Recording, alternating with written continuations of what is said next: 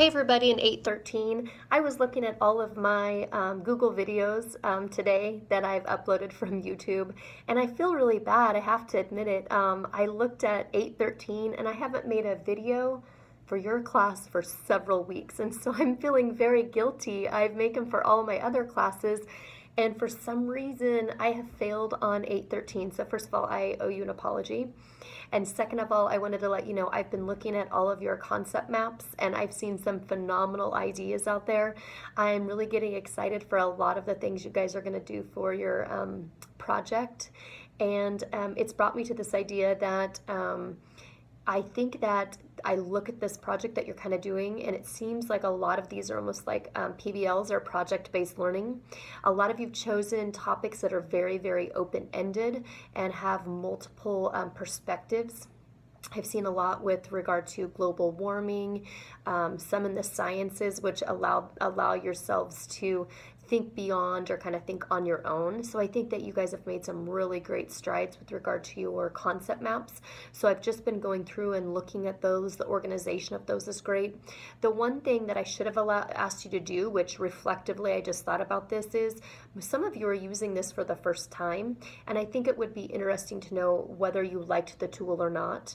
One of the comments I've made, I saw a student use MindMeister, and that's actually one of the first apps that I used about 3 or 4 years ago. It'd be 4 years ago this fall when I started first using Google Apps in the classroom. I used MindMeister. It was the first one I could find.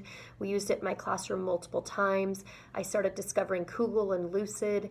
And again, all of those are pretty much the same conceptually because they are for mapping and brainstorming.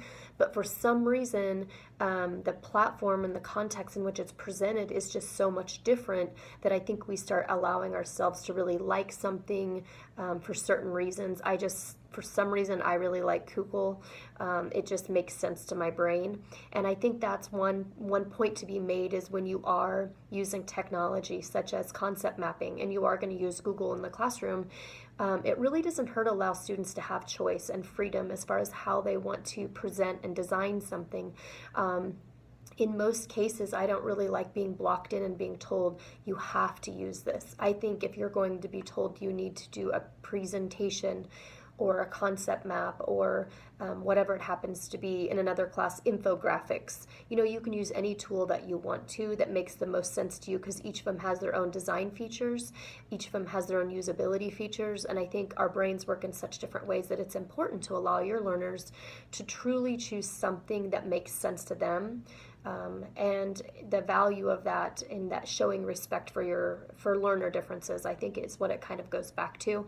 But for some reason, all these things that we talk about are very visually related tools, and I just happen to be a very visually related learner, and so I think that's why it really connects with me as well.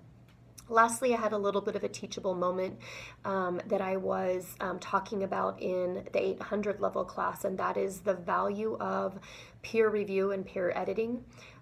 We were looking at infographics and we were giving people feedback on things they did really well, something they could change, and then an overall comment, kind of sandwiching our comments or reflections to one another.